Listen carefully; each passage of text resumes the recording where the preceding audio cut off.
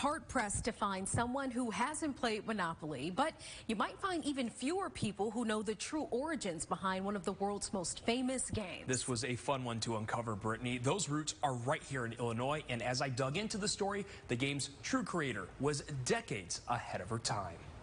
It's a familiar box most of us probably have somewhere. A game board we've tossed on the table too many times to count. For a game of chance, an argument over your favorite piece, so you can roll your way across the board, trying to best your fellow player out of every dollar and maybe set up your real estate empire along the way. This is Monopoly. But for as much as we play the game, only recently is the mind behind one of America's most popular games getting the credit she deserves.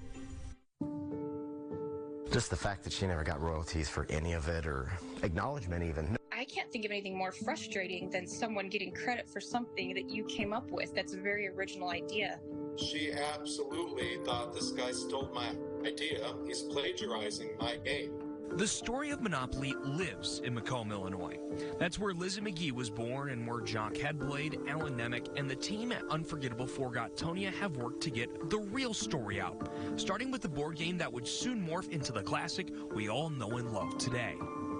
She created the game of Landlord's Game, which is the precursor to Monopoly, just like the game is more or less played today.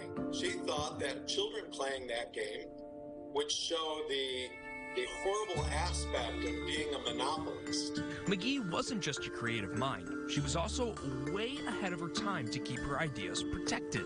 Lizzie, who invented this, we wouldn't be talking about her right now had she not patented this game that she made that was groundbreaking back in 1904. Only 1%, less than 1% of women held patents, and she's quite a trailblazing woman.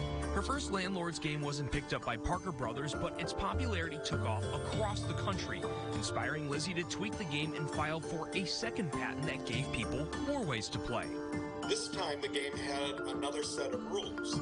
You could play it the traditional Monopoly way, or play it that all the people would put the money into a general fund. Though this version didn't get picked up by Parker Brothers either, other people started making similar games, much like Charles Darrow. He is credited with making the modern look of the Monopoly board we know today, and Parker Brothers was ready to call him the outright creator until they took a visit to the patent office. He claimed that he was the inventor of the game, and Parker Brothers signed an agreement with him. And lo and behold, when Parker Brothers went to patent it, they found that Lizzie had a previous patent. Parker Brothers bought McGee's patent from her, but neither the profits nor the notoriety matched up with Darrow's deal. Leaders in Macomb at least hope to change the notoriety piece, teaming up with the software company eAtlas as well as Masterpiece Customs to transform downtown to bring tourism and teach history in a way that's larger than life. We think it's going to be the world's largest Monopoly game. We got about 1,000 feet on each side, so this entire playing area here will be about 1 million square feet. Setting the record straight for a person whose story could mean more now than it ever has before. The stuff that Lizzie was working towards, this equality and this commonality and this place for everyone and a united way to be, is as important now to tell as it ever has been. You heard some of the work to make perhaps the world's biggest Monopoly game. Check some of these out. Really cool ways to honor Lizzie and make some staples in downtown Macomb. And all that work that you see right here was done by Masterpiece Customs, and we're giving you a behind-the-scenes look of what went into making these. Now, this is Gabe Stevens working on the roses that you see on Lizzie's hat for her statue. It's not a massive workshop, so you can see it's all about stacking one piece at a time. You can see the finished product of McGee's statue, but it will shock you the steps it took to get there.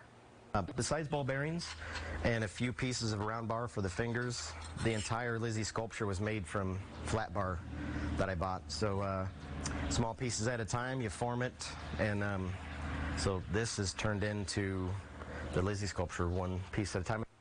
Pretty cool. Now you can see that statue of Lizzie and all the other game pieces in Macomb's Town Square.